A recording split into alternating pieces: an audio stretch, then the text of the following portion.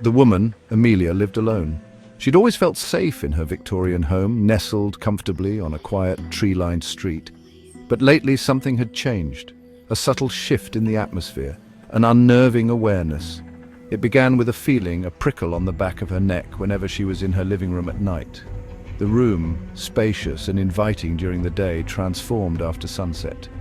Shadows stretched from the heavy antique furniture, twisting into unsettling shapes in the dim lamplight. Amelia found herself drawing the curtains earlier each evening, seeking solace from the encroaching darkness beyond the glass. Still, the feeling persisted. One evening, while reading a book by the fireplace, Amelia felt a chill.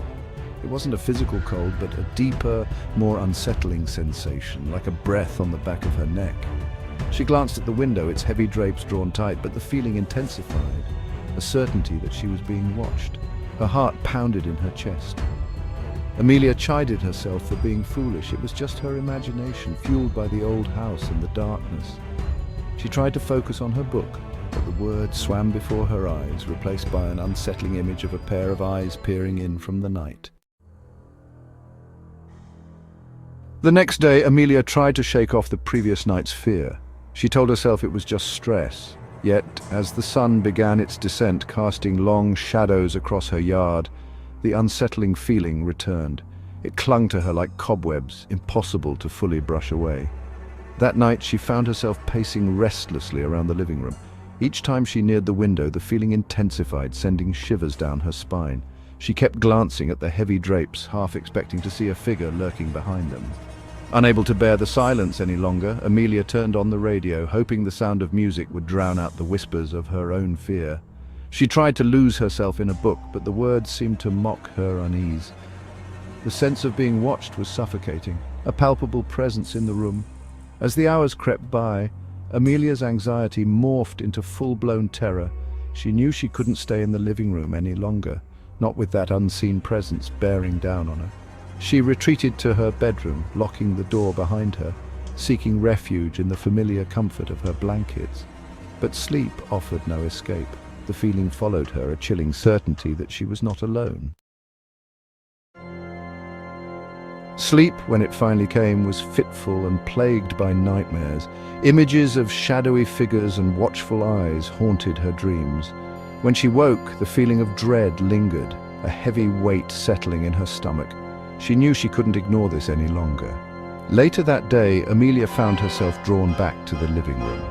The room was bright with sunlight, the curtains open to let in the warmth of the afternoon. She stood before the window, her fingers tracing the intricate patterns of the frosted glass.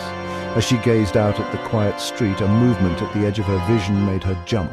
She whirled around, her breath catching in her throat. The room was empty. Had she imagined it? Heart pounding, she turned back to the window, and that's when she saw it. A faint reflection, barely discernible in the bright light, the outline of a man's face staring back at her from the other side of the glass. He was just a shadow, a fleeting glimpse, but it was enough. Amelia stumbled back, a scream rising in her throat. Panic seized her. She fumbled for her phone, her fingers trembling as she dialed her neighbor's number. Mrs. Hawthorne, a kind elderly woman who lived across the street, answered on the second ring.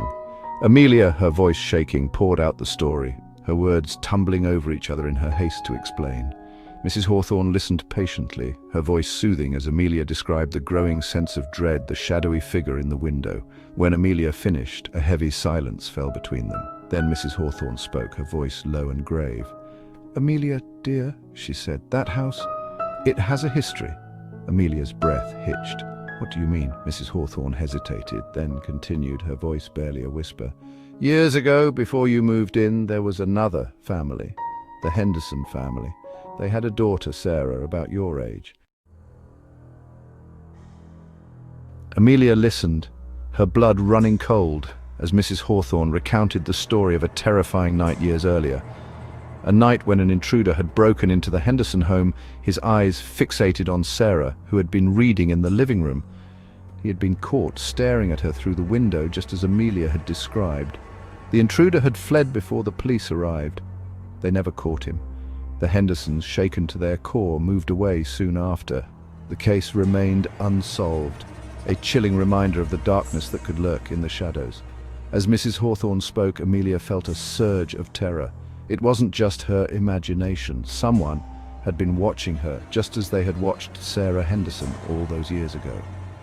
The thought sent a fresh wave of fear washing over her. But who would do such a thing? Amelia whispered, her voice trembling. Mrs. Hawthorne shook her head, her face etched with worry. No one ever knew, she said, but some people whispered that he was never caught, that he still lingered in the shadows of this town. The weight of Mrs. Hawthorne's words hung heavy in the air.